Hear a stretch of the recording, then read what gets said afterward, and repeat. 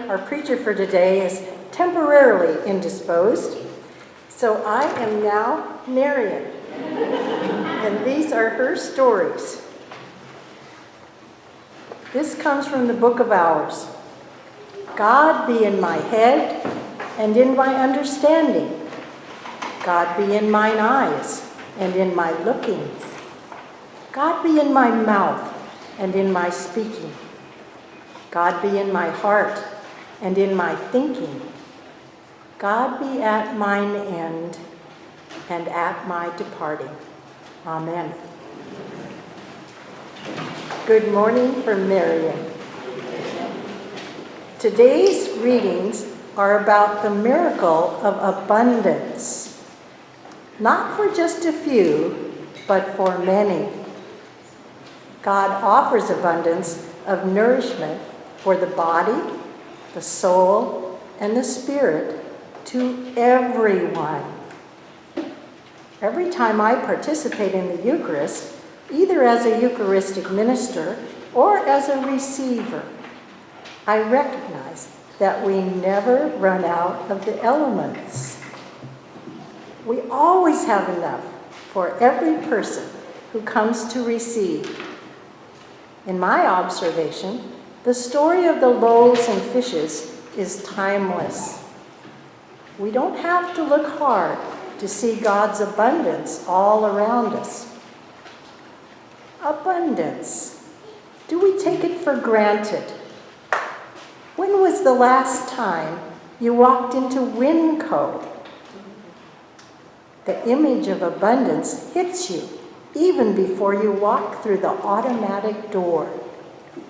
In Winco, you see oversized grocery carts and hand baskets. And when you walk in the door, you are immediately faced with a wall of food that reaches nearly to the high ceiling. In every part of the store, you see large quantities of food with many choices. Imagine the cereal aisle or the pet food aisle and the choices you have.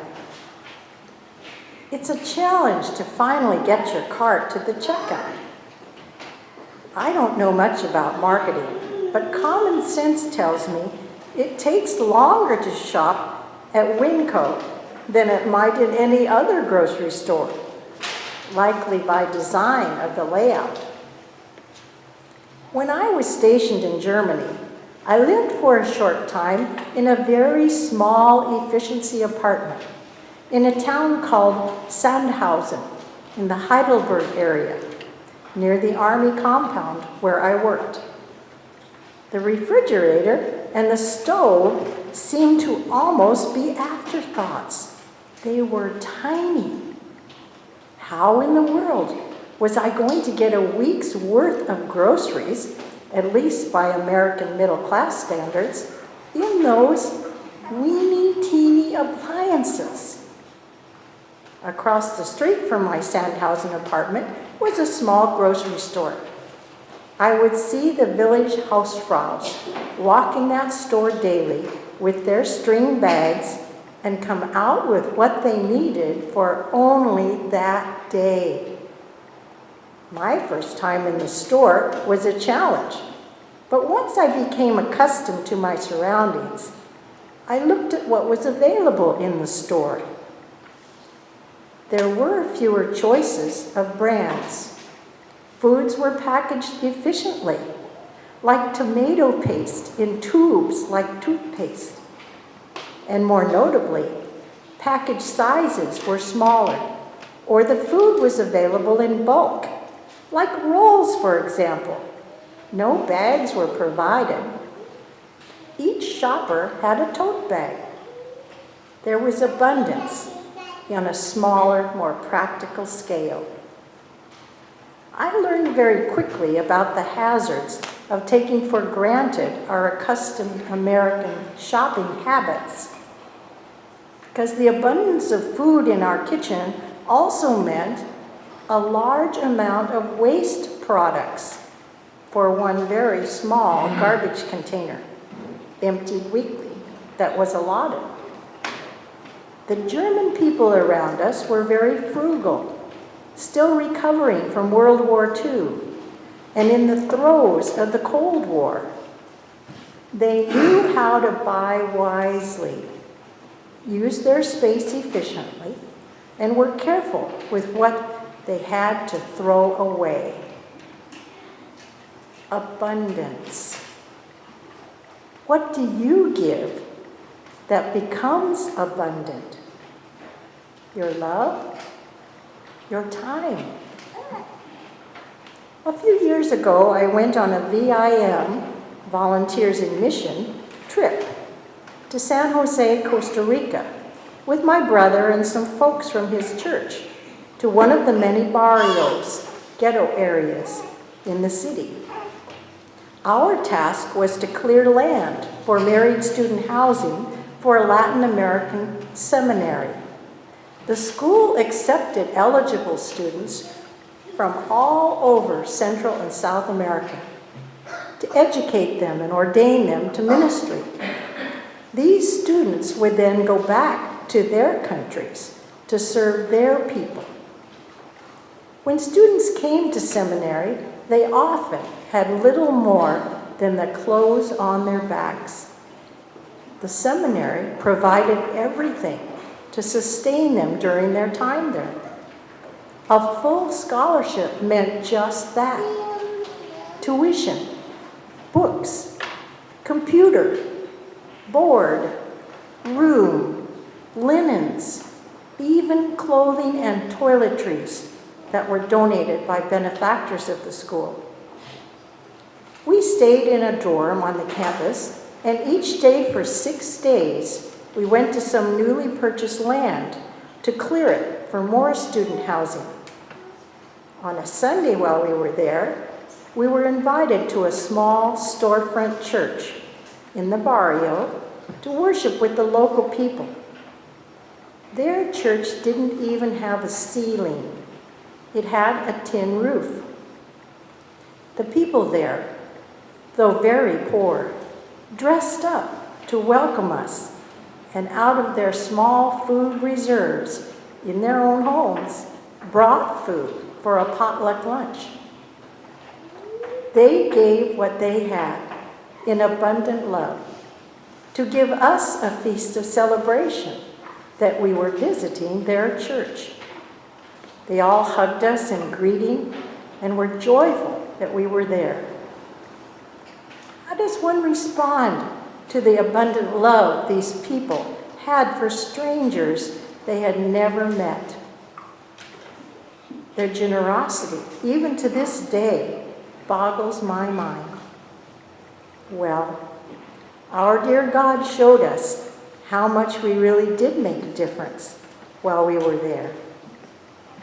The day before we left San Jose, Costa Rica, our work was done. We left everything we could to help the seminary provide for their students. Sheets, towels, any clothing items we could spare, work gloves, household items, tools, whatever we could. We had been asked to bring extra things if it could help provide for the student needs. I brought a dozen little net squidgies, grubbies, that are used for cleaning pots and pans.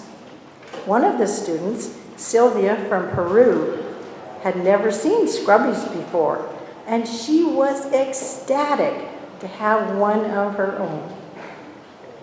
In addition to my sheets, towels, and a broad-brimmed hat, I also left a pair of Coleman boots. I had purchased these to wear as we cleared the land. They were a men's size 7 and came from Big 5 Sports in Portland. The seminary gratefully put our items in their closet for any student who had a need. My boots, by the way, were the only pair of shoes in the closet. That very evening, we were sitting at our last dinner, and our guide came in to tell us, and me in particular, that a young Nicaraguan man named Daniel had gone to the seminary closet and asked for shoes. His shoes, the only shoes he owned, were falling apart from his feet. All they had were my boots, and when he tried them on, they fit perfectly. When our guide told us that, I had shivers up my back. We learned, by the way, that this young man was going to be ordained soon and would be going underground in Nicaragua to try to save children from the sex slave trade that operates up and down the entire west coast of the Americas. My boots not only fit him, they were well made and would last him a long time. Yes, abundance has its downfalls, but there are so many blessings. I think that the message about the miracle of the loaves and fishes has more to do with the abundance of the presence of God in our lives. Just think what happens when we even get a thought once in a while to how God is in our lives. We realize that we have been given the abundance of God's love and presence in so many ways we've taken for granted or just plain have not recognized.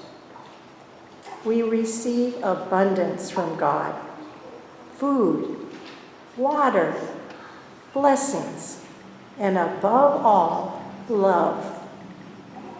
It increases the more we share it with others. Amen.